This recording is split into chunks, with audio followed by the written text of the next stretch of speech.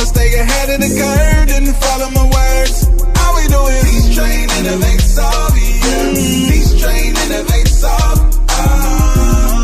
If you wanna be ahead of the curve, then follow my words. Good evening, good evening, good evening, everyone. And welcome to TExES, where we build confident, empowered educators through empathy, strategy, or giving you practical tools that you can use today. I had an exciting Saturday helping teachers break down common mistakes. As we chatted, a teacher really revealed a moment of her truth. She said, Tamara, I know this content. I work with the students every day, but I just keep missing the questions. And as we worked through an exam question, I discovered something very important. And it wasn't a lack of knowledge. It was a mismatch between her classroom thinking and her exam thinking. And I want to connect this tonight as we focus on SPED 186. Because the exam was asking, what does the special education framework require? But she was answering what happens personally in her classroom. And that is one of the various issues or common concerns that happen. And I often say that to various test takers and those that are sitting in my sessions so that I can help them. Because those two things, they're not always the same. And that is exactly why understanding the domains and the common traps can change how you approach the test. And tonight, we're going to shed light on each domain. And over the next 4 weeks, we're going to break down the SPED 186 exam step by step, so you understand exactly how the test is designed. And I wanted to thank one of my viewers. I made an error in my previous recording, and I want to make sure that my information is always accurate. So this is round 2, and this is for you. So our agenda is going to be to really talk about the structure of the SPED 186 exam, some common mistakes that we see, and then some strategies to avoid errors. But before we get to any errors, I want to talk about this test. Because there are 5 domains, with the newest of domains accounting for 20% of the test. Domain number 5, essay response. But this test is designed to measure how well you understand special education practices from a systems and a legal perspective.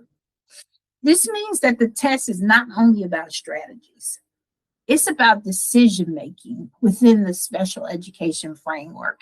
And remember, you're the specialist in the building. People are going to be coming to you for advice about their students. And you have to be prepared in regards to helping them to understand and giving them suggestions that will work. And so to me, this is the biggest difference between the older version and the newest of versions that we have right now. And that really is that there's going to be a lot of application within the exam. So let's jump into domain number 1. Domain number 1 is legal and ethical guidelines in the knowledge of learners. We have some material here, as you can see, that we've already addressed a few things, but in this domain, it focuses on idea and the legal requirements. Talks about parents' rights, confidentiality, you being ethical as a professional, the due process, and as well as not just you being ethical, but ethical decision-making in particular. And the second focus under this is understanding the learner and their characteristics. This includes how disabilities affect learning, developmental patterns, as well as the individual differences among students. And a common mistake or hiccup that I think that we really need to focus on and avoid here is that you don't answer based on good intentions, but instead on compliance. Really asking yourself, what does the law or the process require first? And do you understand both the rules and the guides that special education provides and the learners, those rules that are meant to support, but not what sounds supportive within your multiple choice distractors? So domain 2, which is assessment and program planning. This domain, it's going to talk about assessment practices, interpret your student data, progress monitoring, planning supports, especially supports that are based on evaluation results. In other words, this domain is asking you whether you use data to guide your decisions. And here the common mistake is, are you choosing answers that really connect to the student's needs and is appropriate instructional support for that need? Because the exam expects you to recognize which support actually matches the student's needs. So when teachers send us their diagnostic results, this is one of the patterns that we see again and again. The issue really is an effort. It's usually misunderstanding how the exam is structured. And that's why I wanted to spotlight the domains tonight. And I also want to thank one of our viewers for their comments, which helped me to craft an even more accurate account toward the domains. But as you prepare for SPED 186, I want us to refute the challenge of, I just got to memorize a whole lot of content. But what I see most often is not that. It is understanding how this exam wants you to think about the scenarios that they're presenting to you. When you work with us, we start by reviewing your diagnostic results together and identifying exactly which domains are holding you back. And from there, we build a focused study pathway rather than trying to review everything, because there's no time for everything. You've been exposed to concepts and the instructional techniques, and more than likely, you just need your gaps filled so that you can continue to be on the pathway toward passing. And if you've already taken a diagnostic assessment and you want help understanding what those results actually mean, where to go, where to start, you can book a TExES Blueprint session using the link that we're going to tag below. And after you schedule, you send us your results and we'll walk you through the analysis so you know exactly where to focus. You'll know exactly which domains deserve your attention and which ones you don't need to spend time reviewing. And with that, let's jump back into our review of domain number 3, which is the curricular knowledge and instructional practices. In this one, it is all about the academic subjects. They used to be in the older exam, it used to be separated. They would have one that characterized reading, one that characterized math. And now they're putting all subjects together. But here is the mistake in this one. People often don't know or understand and or confuse accommodations, modifications, and interventions. If I had to say where to start, this would be where you would make sure that you have a clear distinction between that, because the exam is going to ask you a lot of questions related to that. Your understanding, not just surface level, but application-wise. How do you implement it? How do you answer these questions because it's data driven. And that's what this entire section right here is about. They're going to give you data. And special education itself is a data driven field. So that means you have to become comfortable with reading, analyzing, and interpreting data.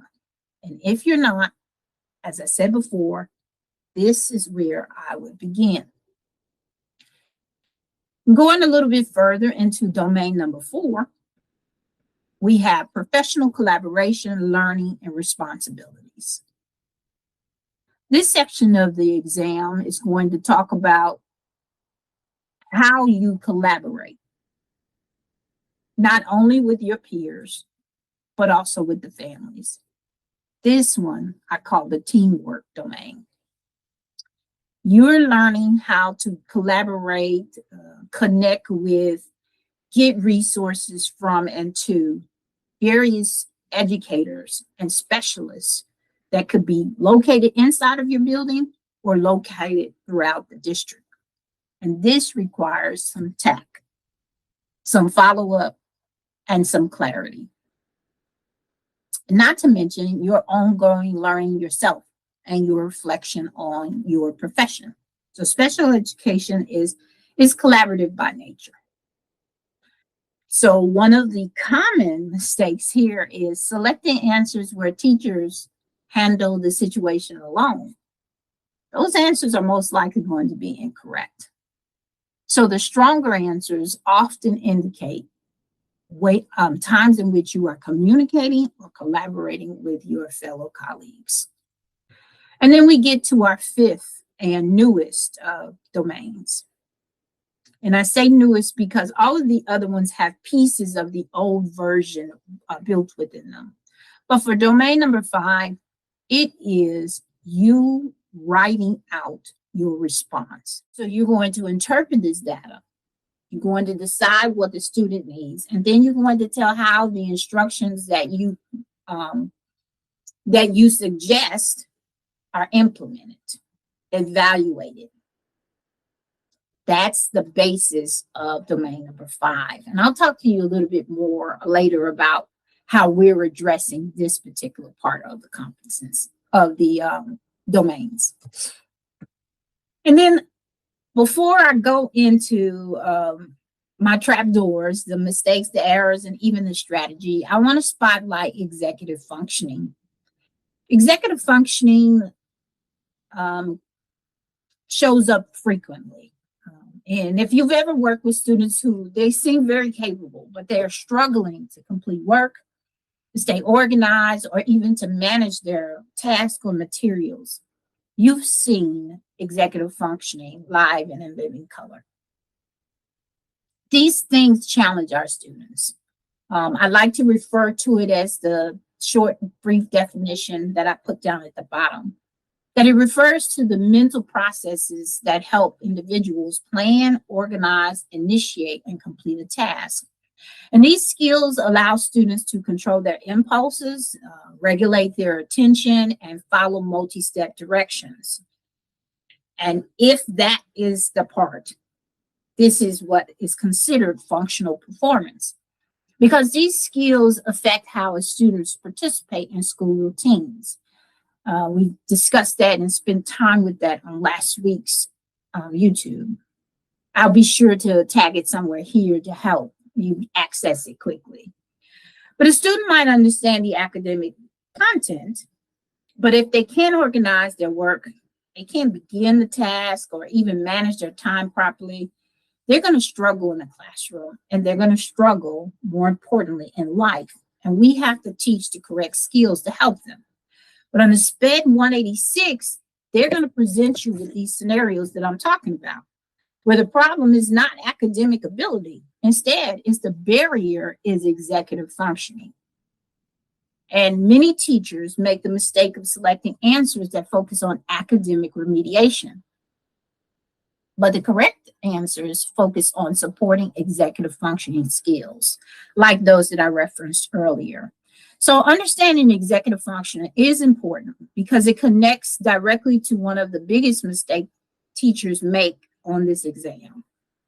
And that is focusing only on the content, the academic content. While it's going to give you an abundance of questions also addressing access and participation in the learning environment. And unfortunately, most of the incorrect answers on this exam fall into 3 predictable traps. And this is what I alluded to before about these trapdoors. So I picked out 3. There are more than 3 that I've noticed in patterns of helping others with their exam, but these are the 3 that I want to highlight tonight. And the very first trapdoor is answering from a classroom instinct. So it kind of refers to my opening comments about my Saturday wonderful event. That teachers often choose the option that sounds like what they would do. But remember, this exam expects you to think like a process steps first. So instead of asking yourself what the strategy would help this student, I want you to refine your question to ask what decisions should happen next according to the special education procedures. Understanding those procedures are key, paradigm for you to be able to answer, to really be good at this profession. And so that I would say is my first trapdoor, answering from a classroom instinct. Second one, focusing only on academic skills. Now, I mentioned that a few minutes ago, but here many assume that the question is only going to be about reading, writing, and math. And although there are going to be questions around those subjects, because we're trying to help them essentially to connect with the curriculum that's already being offered in a general education setting. But access and participation will be also a central focus.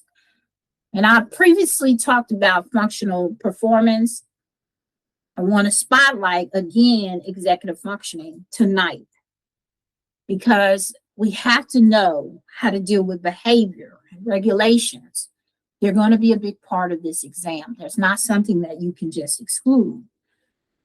The correct answers are often about removing a barrier to access, whatever that barrier might be, and then making sure that you're understanding how to do so within the confines of the special education framework. And then my third trapdoor, choosing the most compassionate answers. I know, this one might surprise some people, but some answer choices sound very supportive, but they are not the correct ones when I'm trying to follow and correct regarding a specialized IEP or the ARD process. And so we have to make sure that we understand the priority of this exam. They're going to prioritize structure, documentation, and how do you collaborate with other professionals in this field. That is where they're going to hang their hats tonight. So again, just a reference of those 3 trap doors to avoid, making sure that you understand how to approach each one. And I never want to leave you hanging. I always want to give you some strategies. And this is one that I teach my clients. I want you to use this lens. What step comes first in the SPED process? Thinking about it sequentially is going to help you to understand which of these answer choices falls in line with the correct way to look at the framework. And then ask yourself, what needs to happen before instruction changes? That might involve collecting more data. That might involve collaborating with the team member, as I said before, and even how you review the IEP. See, this exam is not testing what you know, not that way. It's really testing how you think as a special educator. And when you understand the domains, we recognize those common traps, i.e. my trapdoor picture here. And then the questions, they become a lot clearer. They're not so muddied. And it's not so hard for us to understand how to think about the test itself. My second lens that I want you to look through is, what is the real problem in this scenario? Because sometimes the question looks like it's about instruction, but the real issue might be assessment interpretation, maybe IEP alignment, just to name a few. But the accessing of the instruction, this exam will hide the real issues inside of that scenario. And you have got to be a good detective to figure out what it is that they want you to tell them about the process, the framework, the legal aspects of SPED 186. I know tonight, I hope tonight that the light of how this test is broken down helps. We're going to spend some in-depth time on each of the domains, but as always, I'm grateful for you spending time with me. If this breakdown helped you, I want to invite you to do two things. The first is subscribe here to the channel, because this is a series that we're going to go into about SPED 186. And this breaking down of the domains, I don't want you to miss it. So hit that subscribe and notification bell so that you understand exactly how this exam is designed. That gives you pre-preference and helps you to make certain that you understand it before you're actually facing retaking or taking it for the first time. And then my second ask is that if you've already taken a diagnostic assessment and want help understanding what those results actually mean, start with our TExES Blueprint session. Because in that session, we identify the competencies that need the most attention and determine exactly where your study focus should be. Once you book it, as I said earlier, you send us your diagnostic results. We go through them together. Because passing this exam is not about studying harder. It's about studying with the right strategy, working smarter and not harder. And again, we'd love it if you would connect to us on our social media platforms. Our website is there. It offers some support and an ability for you to join our mailing list. We have some upcoming other things going on, and would love for you to be a part of that. But as always, I am thankful that you landed here tonight. I am grateful that you are allowing me to help you walk through the teaching process, the understanding of various populations of children that we support, and what we as educators are responsible for. And so I look forward to seeing you again next Monday, the same time, 7 p.m. And we're going to dissect another special part of the Special Ed 186 exam. All right, everyone. Have a great evening, and I will see you again very soon.